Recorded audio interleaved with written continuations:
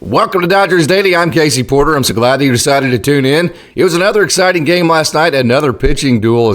Hey, Coach, I know you like pitching duels. I mean, I've heard you talk about it 1,000 times. It just seems like everything's magnified in those really close games. And and you like the strategy of just trying to scratch across a run or two to win, don't you? Yeah, that's always been the great part about baseball. You know, it always comes down to pitching and defense. As we know, Case, it's great to have the bats, but it always comes down to that. And that's what I always get amazed to hear people that don't like baseball that tell you it's too boring. There's no way. I said, even you and me and everybody who loves baseball, the 1-0 game is exciting because everything matters. Every pitch, every little – it does anyway, but it really magnified and all that. So I enjoy those games. I think those are really exciting because you don't have time to go to the fridge and get anything because it could change in a heartbeat. So it's almost, I equate it to – I said this in yesterday's show. It's like it's 4th down and goal for 3 hours, because, I mean, every single play, every pitch call, every hit, every inning, and just everything – matters. Okay, so I know you're big on sending messages, whether it be to your players, hey, you're my guy, don't worry about it, relax. You're going to be the starter, doesn't matter if you go 0 for 4 for the next 5 games. Just relax and get comfortable. So I know that you're huge on messages. Okay, no doubt about it. With the last time we talked, the Dodgers were in the middle of a huge series with the Padres. They went 3-1 in that series. They swept the Diamondbacks in a 2-game series, won the game last night. So 6-1 in the NL West. We talked last week the rubber was going to meet the road. Boy, you have to like the message the Dodgers have sent. It's definitely met the road in the positive way. I think 9-1 the last 10. Like after last night, I say the one we lost. I say being the Dodgers. Rex and I were talking about this the other day. Kind of gave that one away, Yeah, did. So, but we're going to take it in the tough, big tough stretch, an important stretch, being 9-1. I think there's no doubt they're sending a message. There's a lot of concepts in that. I mean, the trade deadline, if you look at it as of today, it was a big win-win for the Dodgers. If you start looking at the guys they picked up and how they performed, I don't think it's any coincidence that you're 9-1 in your last 10, and the guys you picked up from all over, pitchers, position players, whoever, have been dialed in and have been total positive. Everybody, they're doing very well. I don't follow the other teams like I do the Dodgers, but I know their guys they picked up have been nails. No doubt about it. That was over the weekend, and that was the game where Muncy Almonte struggled, and he's had his ups and downs. But talking about messages, Dave, the very next day, sent Muncy Almonte right back out there, and I know you love that. Knowing you the way I do, I know you love that move. Well, you have to if you're going to be a leader, if you're going to be a manager of a ball club when you're playing every day. Like we related back to even our Legion days, Casey. We played a major league schedule. You can't just throw guys, throw them off the side and give up on them. It's kind of like having a third baseman who makes 3 or 4 errors in the first game of the state tournament. So what do? You put him on the bench, or you turn around and play the next day. You're my guy. I mean, that. I've always believed in that. That's the way I want to be treated. I know I'm not a major league player, but that's the way I want to be treated in my little world of Guthrie High School baseball. But that's the way you want people to treat you. But that's been a big deal. I mean that's been you're my guy. I thought that was awesome. He put him back after the next day after he totally stunk. It's just kind of like, hey, we got 162 games. You're a big part of this club. Get out there. And I think that the other players notice it. He notices. I think that is awesome. That vote of confidence, I mentioned in yesterday's show. Hey, Dave did it with Dave Peralta. You mentioned last week, sometimes there are times where you just got to put the book down, use your eyes, get rid of the analytics. And talking about, that vote of confidence, it's a real thing. When Dave put David Peralta in there, Dave was making the statement to him that, hey, I believe in you. You're my guy right here. I am throwing all the analytics aside, and I am betting on you. And when a manager or a coach does that for you as a player, that's like you don't want to let him down, do you? No. He's going to have that loyalty, give it right back to the manager. And like I said, the other guys are going to notice it too. But I'm sure that's not the only guy he's done it with. That's just the most recent one that we've seen. He's already proven that especially on the high level Major League Baseball, the Dodgers flounder, Dave Roberts is going to get fired. It's not like, me and you as high school coaches, they're going to give us a little bit of leeway.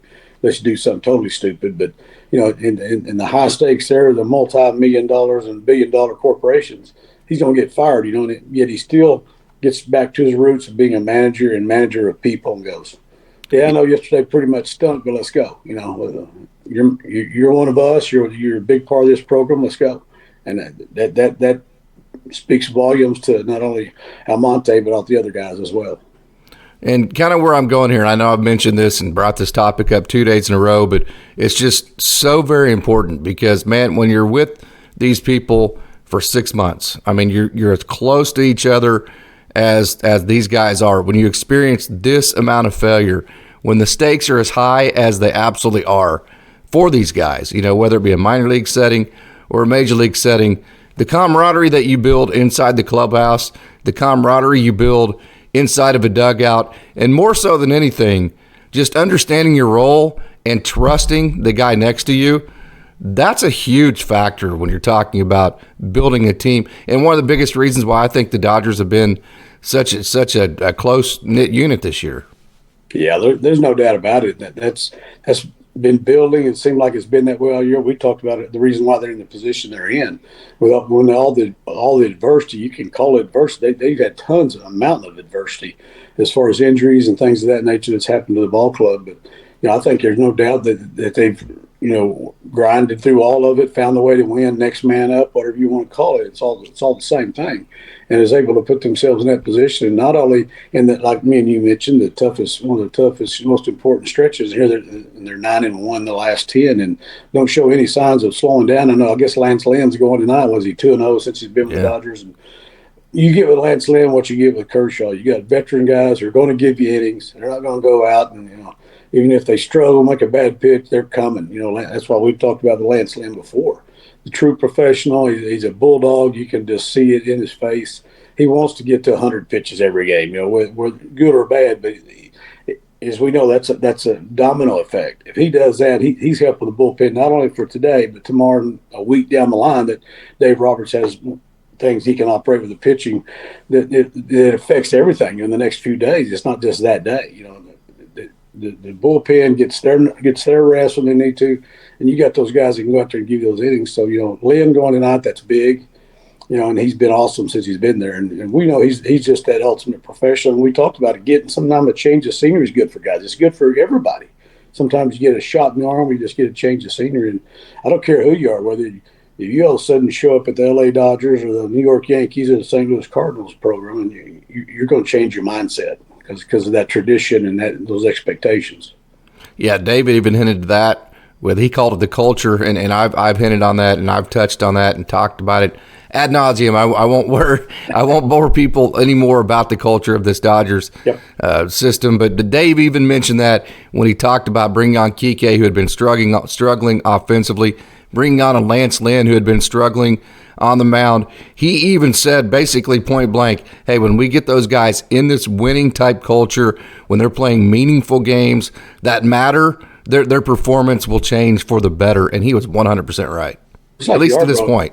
Yes. It's like Yarbrough was from Kansas City. He's like Kansas City, right? Yeah. It's down in the past history. It's been a good franchise, but it's struggling now. And you walk out there in front of 13,000 people at Kauffman, then come to Dodger Stadium every night, and you got 40 plus, at least, maybe 50, and the culture, and it's just a shot in the arm for the guy. The guy's been awesome, as well as a lot of the other guys from the trades.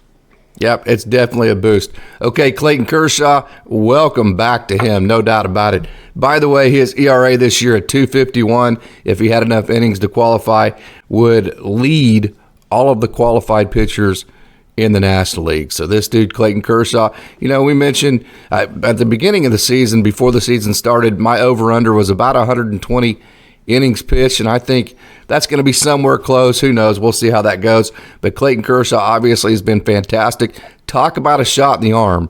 This guy is a huge shot in the arm going back into the rotation. 5 innings last night, 1 run, 4 Ks. His strikeout to walk ratio on the year is 4.5 to 1. So Clayton Kershaw, welcome back. His whip is 103, which would be 5th best amongst all qualified pitchers. And he brought in a new pitch last night, the split change. So what'd you think about Clayton Kershaw?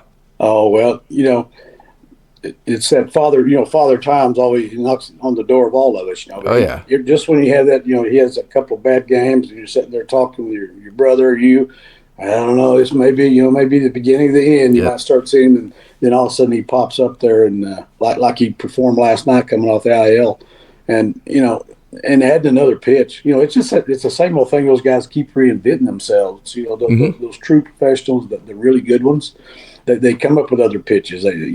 As time goes on, he's not going to blow the fastball like he used to. It's still good, but it's he's not going to be able to use that as a dominant pitch. And of course, Kershaw's always been a breaking pitch guy anyway. But adding another pitch at this stage of the game with him, and all the other stuff that you get with him as a competitor and a pitcher, a person, a leader of that ball club in the clubhouse and the dugout, that's awesome. I mean, and that just shows you right there. He's not standing pat like, I'm Clayton Kershaw. I've done this. He's not looking at it that way. He's looking at, what do I need to do to make myself better every day? And again, goes back to what we've beaten the dead horse with. That there's that culture. Hey, I've been around a long time, done a lot of things, but I still got to get better. And so I add another pitch. So that is awesome. And again, that speaks volumes to the type of person he is.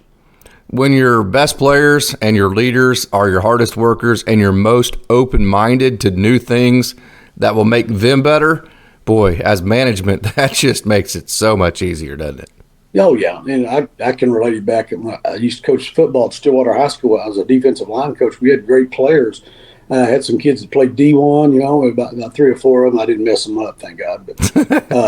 But those guys, they were always the best practice players every day. Yeah. They never took a rep off. If I wasn't even up there, they'd have ran through the drills. We'd go in our groups and they were doing their things. But that was the greatest part about it. The other guys, this guy just dominates on Friday night, but it doesn't matter.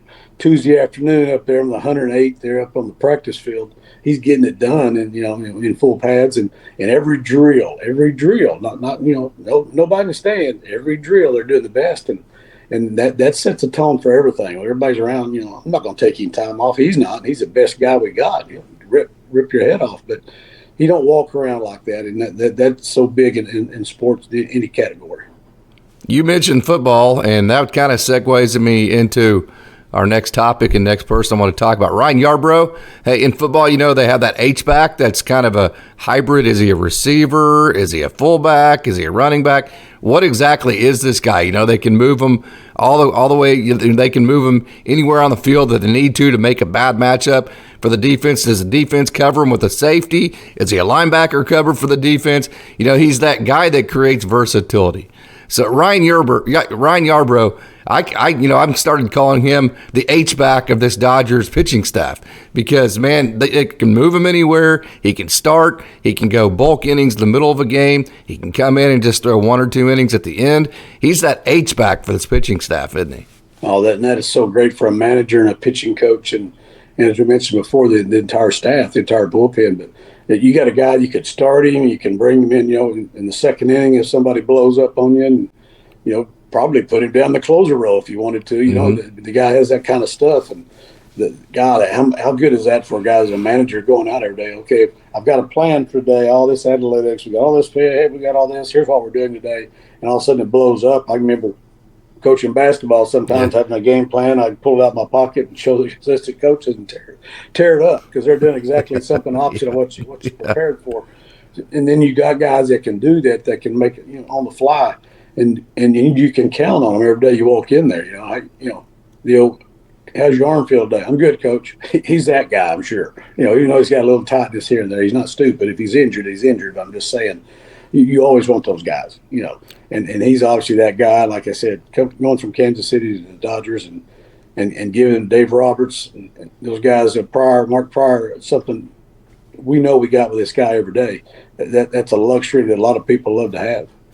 Yeah, and this is why the Dodgers and Dave Roberts and the front office, this is why they love veterans, because they love making plans. As you mentioned, they love mapping things out well in advance, not just tonight, but you mentioned, hey, this isn't big just for tonight's game, but this is saving the bullpen for 4 or 5 games down the road. And the Dodgers are big on that kind of stuff. They like mapping things out.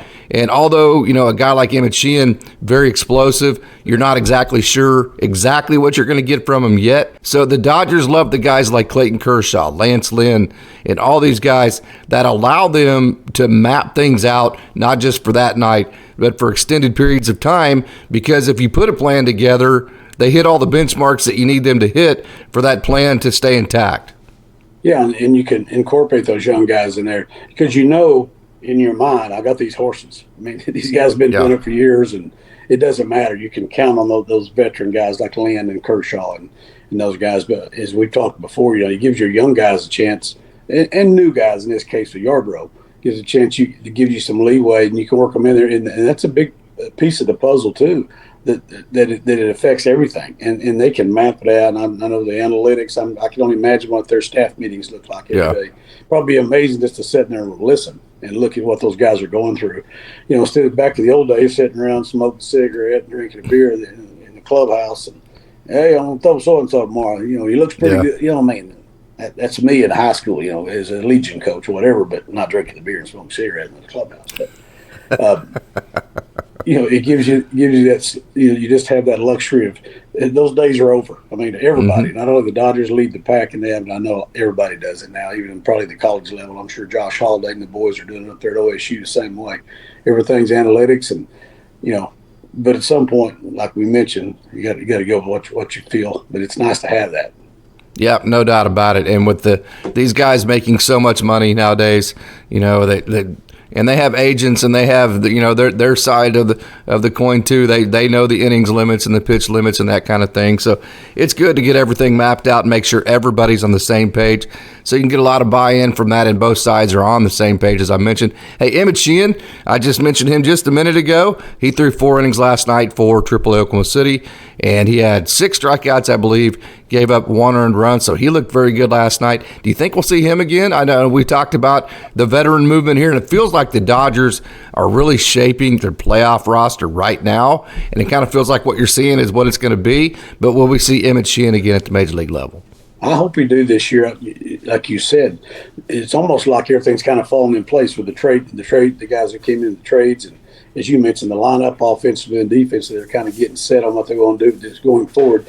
I'd love to see him again. I'd love to see Gavin Stone again. I don't know that we will, but those guys are your future, and that's the great part about this year. They've been able to use those guys some, mostly out of necessity, but you got those guys with the taste of the Major League level, and they're back down in Oklahoma City and getting things to work on. And it's like Bush as a hitter. He got 20-something? I know he hit another home run, or he's hit 3 home runs. Yeah, he's hit home run on back-to-back nights, yeah. Yeah, he's getting off there. Another guy who's right on the verge of being being the big league player. So it's good that you're in the luxury, if you're down 5 games, you probably don't see a whole lot of those guys. Of course, the Dodgers didn't have any choice. All the injuries happened. They were just like, we got to bring them up, got to throw them in there, and that's going to work out to a positive. But you'd like to think that, of course, I know at the end of the year they'll expand the rosters. I guess they'll get to bring some of those guys up. But you'd like to, and hopefully there's some meaningful games. They're all meaningful. So they got a good lead right now, but it could change in a heartbeat. We all know that, especially in baseball. So this team has a great vibe, man. I mean, they've just been gritty. They've been just resilient all year long, and that's allowed them to be 22 games over 500 and have an 11.5 game lead over the D-backs and a 6.5 game lead over the Giants. So kind of my question here, you got Landon Knack at the AAA level, Ryan Pepio at the AAA level, Gavin Stone at the AAA level, Emmett Sheehan now at the AAA level, Michael Bush, Miguel Vargas are both down there. Hunter Fiducia, the catchers, had a great year. Ryan Ward has been one of the hottest hitters in all of minor league baseball in basically the last month and a half. So here you have this great vibe with your major league team, and it's put you in position to win the NL West again. So do you risk, if let's say you have an 8, 9, 10 game lead and you're pretty comfortable that you're going to win the NL West, and you have, say, 3 weeks to a month left of your season, do you blow that up and throw some rookies in there and risk the chance of changing the vibe of this team? Do you do that, or do you just continue on and keep the vibe and just plow right into the playoffs? I'm always amazed by those guys, whether it be in football or whatever, when they get down, they know they've got something sewed up. Or the Dodgers, or even the football, hey, they're playing today. It doesn't matter. They're still going to be the top seed. But you can't just totally put a whole new guys in there. But I think Roberts has shown in the past done a good job with getting those guys time, but yet not destroying that. He's not going to put a whole new 9 out there. He's still going to get Freddie and Mookie getting their stuff, and everybody's going to get their reps and that. But it's good to have that luxury. You can also give Freddie a day off if you need to. Yeah, Mookie a day off because we got a 10-game lead, that sort of thing. But I know that's like a juggling act too. But I think Roberts has shown, even in the past, of doing something. I'm always amazed at all those guys that do that. Your first thing is, I can't mess with something that's working. That's all of our, in a leadership role. Like, I don't want to mess with, it ain't broke, don't fix it. That type of deal. And that's kind of what you're looking at. But I think he still gives you some chances to play some of those younger kids and rest some of the guys knowing, okay, we're here, but I don't think they'll blow it up where they just try to just give everybody, start resting everybody. I don't think you'll see that. I don't think that'd be the right thing to do anyway. I don't think.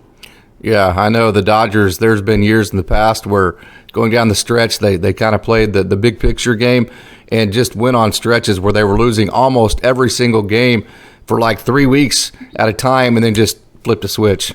And then the switch flipped. They put their veterans back in there, and everything was fine from there. So I'll be interesting to see with the great vibe and the reduced margin for error this year, how the Dodgers handle that this year. Hey, you mentioned Austin Barnes just a minute ago. Very curious to get your thoughts on him. Austin Barnes this year obviously has struggled. He was 0 for 2 last night. He's hitting 126, OPS 354. It's getting late in the season, but what do you do with this guy? I mean, we've talked before. You've got to get Smith some rest. I mean, we were talking. He almost wasn't getting much rest because of that situation. But you don't have any choice, really. I mean, that kind of goes back to what we said before. You've got to get Barnes in there to catch some. I mean, there's no way around it. Yeah. But, like you said, he kills you offensively, but there's nothing else you can do. I mean, you're to that point. Like I said, it's nice to have the luxury of the big lead. And building up to a big lead, that would be great if you continue to do that. But you come down and all of a sudden this thing gets tight again. As you go down tighter, you're going to see Smith not getting any days off again just out of necessity. And that's not a good thing for him or the team. Yeah, so I like the way that you're looking at that. It's based on how big of a lead. Let's say that the division's tight. Hey, I know you play Will Smith most days, but do you, as with all the experience you have in the coaching world, Coach, do you even consider at this point bringing up a Hunter Fiducia or Patrick Mazeika or David Freitas, or going out maybe on a waiver wire and getting an experienced catcher?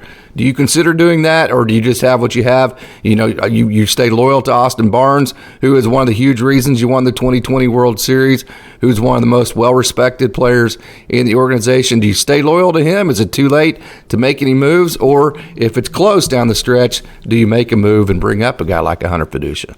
I think you got to stay loyal to. It's not. I mean, he's a Dodger. He's been there, like you said. He's one of us, and he's struggling. But I think you got to stay loyal to him. And I don't know that it'd be real fair to bring Hunter Fiducia up if in some meaningful game. That's a lot of it's not fair to him either. He hasn't been there all year and played that situation. Barnes has played those games. Even though he's hitting 125, he's played those games and defensively, and he's going to give you everything. But it goes back to what we say about Roberts. I don't think you got to be loyal to the guy. And this thing could be totally different if you got a 1.5 game lead. And Smith is wearing down. You got to get him some help. Yeah, you can see something. I think on the waiver wire there late and doing. I don't see him doing that right now. It's not a good situation when Smith is out, but I think you got to roll with it. And it's just one of those things. Okay, you have a great perspective on the analytics side of things, because at times it frustrates you, but then at other times you totally understand it and you get it. Okay, so Max Muncy. Okay, Muncy hit his 28th home run last night, Coach. So that is the 5th most in the National League. He has 75 RBIs, which is the 8th most in the National League. Those are all good right there. His OPS, 819. That's good. His on-base plus slugging. But he has 107 strikeouts. There's only 27 more qualified players in all the National League with more strikeouts than Max Muncy. His batting average is 195. That's the second to worst batting average of all qualified players in the National League. Okay, so Max Muncy, when he hits, he does damage, obviously, but where do you come down? A guy like you who's kind of in the middle of the analytics, where do you come down on a guy like that? Well, I guess I'd welcome to Major League Baseball and baseball in general in 2023. Nobody cares about the strikeouts anymore. That's not the way I was. I know that wasn't the way you were when you played and as a coach. But, nobody cares about that. Really, I don't know that anybody that cares about the strikeouts and average. Me and you do as fans that are going, good Lord, this guy killed us if we don't hit it out of the park. But, those numbers, those power numbers are unbelievable. And I know, defensively, he can play some different places, if you look down through the stuff you just went over, you're like, good Lord, but the guy has been such a power source for you, and on a consistent basis. I think, and a run-producing source. Yeah, absolutely. I think last year he's even a little bit like that. His average was down, but he was still getting some power numbers after a slow start. So, that's at the point there on that one. Yeah, I know this guy, he may strike out 3 times, but he may bang one, and get a 3-run shot off that one hit he gets. So, that's unfortunate. I mean, I should say unfortunately because I'm an old baseball guy, but everybody is. I mean, things have changed. We're not all back in the dark ages, but he's been a run producer for you, so it's hard to make any changes there with him. No doubt about it. And it just seems like when Max Muncy hits a home run, kind of like that Joe Kelly edge, Max Muncy's one of the guys on this team that has an edge to him. I mean, he'll have some adrenaline run through him. He's that guy that can pump you up. He's that guy that can just kind of shoot some adrenaline into the rest of the players on the team. So he's always an interesting one for me. Hey, one day I'm like, golly, man, jeez, what are we doing? Then the next day you're like, wow, okay, well, Max Muncy drove in 19 runs today, so we're good today. He is a roller coaster for me. It's kind of like the bullpen's been all year. It's like, one day I'm happy and I'm good with it, and I feel like I'm a schizophrenic because the next day it's like I'm mad about it and let's fix it, and that kind of deal. So, okay, we talked about this last stretch was huge, and the Dodgers, man, last weekend, I was so proud of them. I'm still, of course, as a fan, I can do this. As players and as a manager, you got to move on, go the next day. But that's the great position that we're in right now, is we don't have to do that. I can still sit around and talk about and think about and glory and bask in the fact that the Dodgers beat the Padres 3 games out of 4. That was awesome. Man, I just so enjoyed that. Still on a high from that. And then the 2-game, especially the way that you beat the Diamondbacks, the great games, the grinders. It was just a microcosm of the type of team this has been all year. Still excited about that. And then last night with the Rockies was kind of a trap game type situation because you'd had such emotional games with the Diamondbacks and Padres. You come out flat. You still figure out a way to score just enough runs to win that game. So the rubber has met the road. Upcoming schedule, 3 more with the Rockies. Wow, 3 more with them at home. Then you stay home with the Brewers. Then you go to Cleveland for 3, at Boston for 3, home versus the D-backs for 3, who are in free fall before you take on the Braves. Man, by the time you take on the Braves, if you do what you're supposed to, you could have a substantial lead in the NL West. Yeah, that could be a good run there. Of course, we all know it's baseball, especially Major League Baseball, could go differently. But the time that Braves rolled in, maybe we're talking about what we said before. They're kind of setting back. Theoretically, they're really not doing it, but theoretically in their mind, they could kick back a little bit and plug a kid in here and there on the mound or in the field. And they're all huge stretches, but you got the chance to go on even more of a run. Like I said, you're 9 out of the last 10, but you got a chance of doing some more damage here the next couple of weeks. So that's a great position they're in right now, but we all know that could change. And here's the old coach coming at me. Too much negative, still got those negative thoughts in there. Hey, it's great to beat the Padres. We beat them. Guarded. All these serious at one time, but they knocked us out of the playoffs last year. I have a tough time forgetting that, as they get close to playoff time. So, but that's the coach coming out at me. And that's more the fan coming out at me, probably more than the coach. But, you plan ahead. Hey, we can do this and this and this, but we all know that can change in a heartbeat. So hopefully it won't, and they'll continue. I think this late in the year, the path they're on right now, I can see them just kind of running away with the thing. And I hope we're right. Yep. And the players, whenever you put them on video or on audio and you get them recorded, or a manager, they'll always say, "Hey, we're just going day by day. We're just looking at what we have to do tomorrow." No, they don't. They look at their schedule. They know what's coming up. Because hey, they're mapping things out. Hey, if we do this, like we talked about those benchmarks, you take it and you put it into chunks, and you say, "Hey, by the end of this chunk, this is the benchmark we want to meet." So I always get a kick out of when they now. Yes, as far as their focus for that second, it is on today's game. They're not looking ahead. But they sit around the coach's office. They sit around the clubhouse. They look at their schedules coming up, and they know that, hey, this is a big opportunity for them. So yeah, I've even done it. I'm sure you have too at the high school level. Sat there in my coach's office at Stillwater High School and looking at the schedule and thinking, okay, we got. I throw Carson Till today. Okay, when's the next time I'm going to throw him? Who are we against? Can I wait a day? You know what I'm saying? We've all done that. There's. You got to map out. Like I said, if we get a guy goes out and you have to pull him out in the first inning, it screws everything up for the next week because you got to bring in guys that you were planning on using the next day, just on our level, on the high school level. And you can only imagine what it's like in the big league. So, yeah, you've got to plan ahead. As a coaching staff managers to where we're going to go. Hey, maybe we can bring one of the AAA guys to help us out during this stretch. Maybe we can throw him on this day. Give other guys a rest. So. Yeah, there's no doubt they're planning ahead, and it's getting close. You don't think about it because it's such a long season, but we're in the middle of August now, almost middle of August, so it's getting close. Yeah, no doubt about it. This is right about the time, not quite yet, but this is right about the time where, especially in the minor leagues, when you realize you're probably not going to get the call up this year, maybe you're in high A or double A. It's starting to be that time of year where, hey, you've grinded through the dog days, still very hot. You're still in the middle of them. Don't get me wrong, but you're starting to see that finish line. That's always exciting, isn't it? Yep. Yeah. Yeah. And you're still not limping and your arm feels good. So it may not feel good, but it's not hurt. It's just normal soreness. Okay, Coach. Thanks so much for joining me again this week. All right, Casey. Great to see you and have a great week.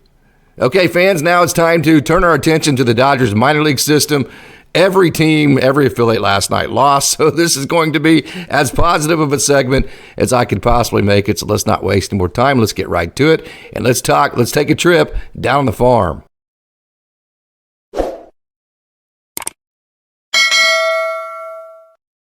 It was a rough night last night down on the farm as all four affiliates lost, starting with the AAA Oklahoma City Dodgers. They lost to the Tacoma Rainiers 4-3, the AAA affiliates of the Seattle Mariners. Oklahoma City Dodgers, though, have had a great season. I say this every time I talk about them. 72-37 on the season so far. Last night, Gus Varlin actually got the open. He's a high leverage reliever. He pitches in late innings. Talked about Gus Varlin, who's hitting 98 with the fastball. The slider has big time vertical movement to it. He has great ride. The horizontal movement, the vertical movement on it is such where it's really riding the top of the zone. Well, Gus Varlin, he got the start last night. I say start, it's actually an open. He threw the first inning of last night's game. He went scoreless, and he had zeros across the board except for hits. No strikeouts, no walks, no runs. He gave up one hit, so a very good outing for Gus Varlin. Emmett Sheehan threw 4 innings last night. He was what the Dodgers call the bulk inning pitcher for AAA last night. He went 4 innings, had 6 strikeouts, gave up just 1 earned run and 2 hits. So it was a good outing for Emmett Sheehan, reaching that the pitch limit. 2 years ago, he only threw 15 innings. Last year was somewhere in, I believe it was like 65 innings for Emmett Sheehan. So, hey, you send him back down to the AAA level. You can more manage the innings part of it. So, like if this is a major league setting, you're worried about the 4 innings versus the 5 innings because you're talking about a win versus a non-win. At the AAA level, you're not worried about those kinds of things near as much. So you can go down there, you can control the amount of innings he's thrown, and we'll see what the Dodgers decide to do with him down the stretch as far as his major league availability, and we'll see. Of course, the Dodgers right now have Landon Knack, they have Gavin Stone, they have Emmett Sheehan, they have Ryan Pepio, Mike Montgomery. So they are loaded right now as far as starting pitchers. That could help the major league level. So Emmett Sheehan, a good start for him last night. James Jones, the big left-handed 34-year-old that I talked about on yesterday's show, that is the converted outfielder. He pitched last night, an inning and a third. He gave up 1 run, had no strikeouts, a walk, and gave up 1 hit last night, which was a home run. Ken Giles went 2/3 of an inning. He gave up an earned run and had 2 strikeouts, 2 walks, and 1 hit. And then John Rooney, the converted starter, big 6'5" lefty out of Hofstra, who has had just a great year. And, hey, at the beginning of the year, they moved him more east and west to a 2-seam cutter-type pitcher, and that really worked out well for him. Got promoted to AAA about a month ago, and AAA is a transition because you're playing in ballparks that have altitude like Tacoma, like Albuquerque, like Reno, that, not only does the ball carry more, it also makes it to where, your pitches play differently. I actually talked to Mark Washington about this. He said, hey, I have to change the sequences that I go with and change, a few things based on how my pitches actually move in the altitude. So it's always a transition from AA to AAA, going from the Texas League, where everything's centrally located. You're either in Arkansas, Oklahoma, Kansas, or Texas in the Texas League. And then you go to the PCL that goes anywhere from Oklahoma to California to Albuquerque, New Mexico, to Reno, Nevada, to Tacoma, Washington. So it is a huge transition. John Rooney had a good night last night for AAA Oklahoma City. Offensively, the Oklahoma City Dodgers, 6 hits and 3 runs. Drew Avens at the top. He had a base hit last night. Michael Bush, believe it or not, did not have a hit for AAA Oklahoma City. That's the first time in a while. Hey, Ryan Ward, I'm going to drop his interview on Sunday. I got a chance to talk to that wonderful young man. He has been absolutely smoking hot as of late. He hit a home run last night for him. That was home run number 16 on the season, and he had 2 hits again. He has 5 multi-hit games in his last 9 played. Ryan Ward has been just absolutely on fire, and I asked him, hey, that sliding scale between average, striking out, and power, how do you feel about how you've done this year? He got off to the very slow start. He explains his slow start this year and how the adjustments he's had to make, the transition period that it's taken for him. So looking forward to releasing that interview on Sunday. Very informative. He's a young man that explains himself very, very well. So Ryan Ward had another good night last night. Yanni Hernandez hit a home run for the AAA Oklahoma City Dodgers last night. Pat Valleca had a base hit as well. He's been hitting the baseball very well as of late, and Patrick Muncy finished the night with a base hit as well. So again, just 6 hits and 3 runs, and the AAA Oklahoma City Dodgers, they fall to the Tacoma Rainiers 4-3 to drop to 72-37 on the season. The struggles continue for the AA Tulsa Drillers, as last night they dropped a decision at home at beautiful One Oak Field down in downtown Tulsa. Just a beautiful facility to watch a baseball game. They dropped another decision last night, 7-4 to the Amarillo Sod Poodles, the AA affiliates of the Arizona Diamondbacks. On the night, the Drillers, they scored 1 in the second, 1 in the fifth, 2 in the seventh, but that was all they were able to muster. In total on the evening, they had 6 hits and 4 runs. Individually, Yusniel Diaz, he had a hit last night. Diego Cartaya had a hit. That's 3 games in a row that he has had hits, so hopefully Diego Cartaya, he finishes strong. And Cody Hoese, he had a home run last night as well. Luis Diaz, welcome to AA.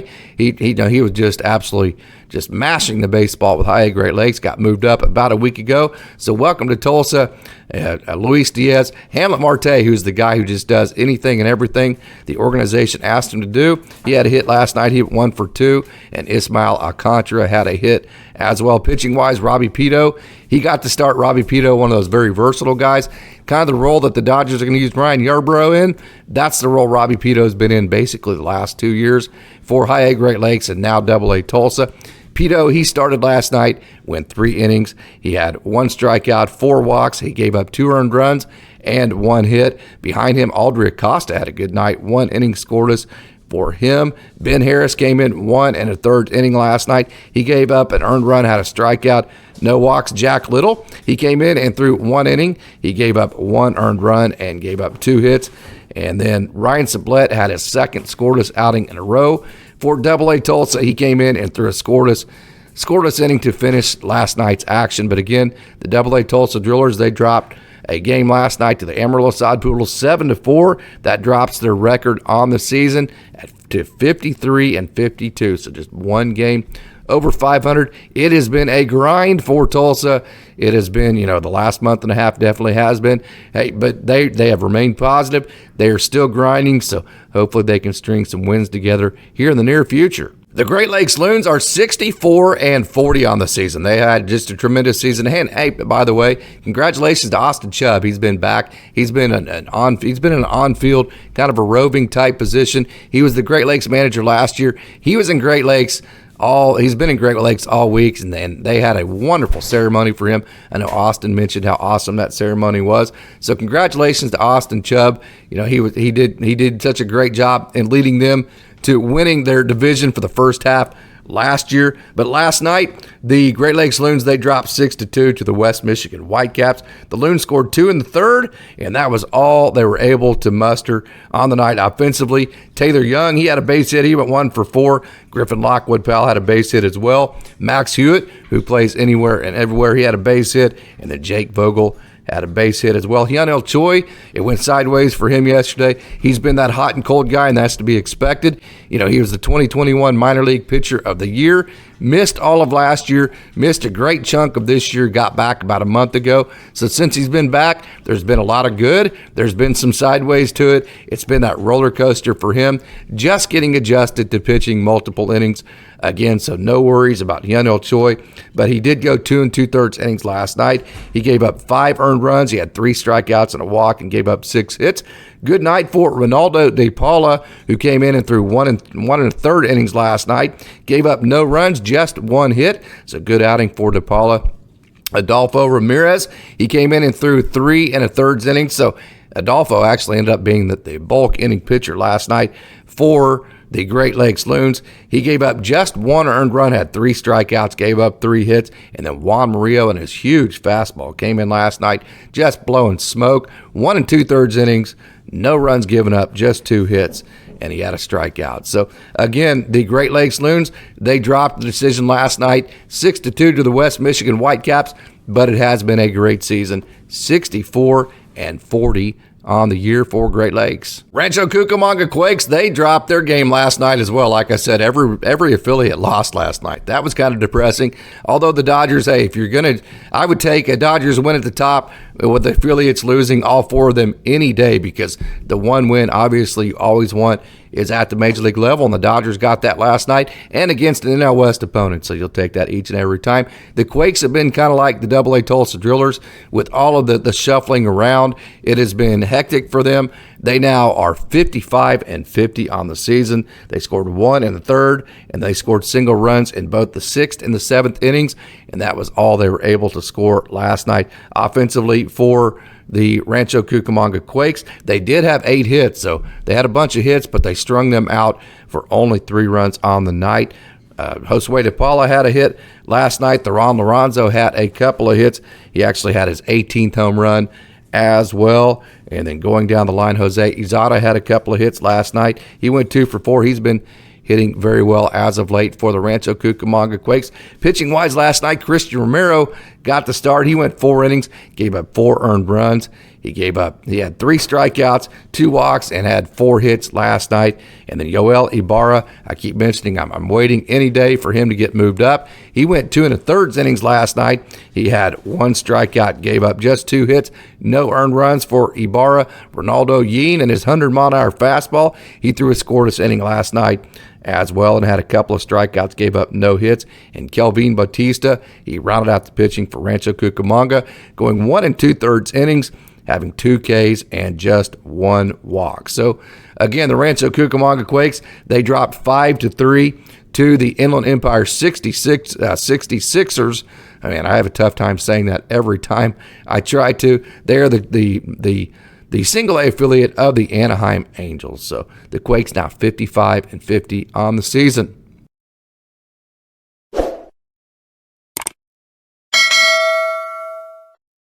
So there you have it. I hope you enjoyed today's show. I always love it every time I get a chance to talk to Coach Holt and get his thoughts on, just the overall state of the Dodgers, a little bit of last night's game, and all that and talk about, as I always do, the minor league system. So I hope you enjoyed today's show. The next time you see me, of course, I have 2 interviews being released over the weekend. Tomorrow, I have Antonio Knowles firing out at 7 o'clock Central, which will be 5 o'clock Pacific. Then Sunday at the exact same time, I'm releasing Ryan Ward. And then next week, I'm going to release my interview with Landon Knack and Kevin Gowdy. So super excited about that. So I hope you tune in and check out those 2 interviews over the weekend. But the next time you see me for my Dodgers Daily Show will be Monday morning with Austin Brubaker. We'll dive into our Monday mailbag. So I hope you enjoyed today's show. Hope you tune into that. One last reminder before we get out of here. If you'd like to help Dodgers Daily and you'd like to donate, we have a link to our GoFundMe account in the description. Also, hey, don't forget to leave a comment. Don't forget to turn on your notifications. Don't forget to interact with this video. That way it gets suggested more, gets more views. We keep growing and we keep getting to do what we love to do, which is creating content and videos like this in the future. As always, I would like to thank you for tuning in and say, go Dodgers.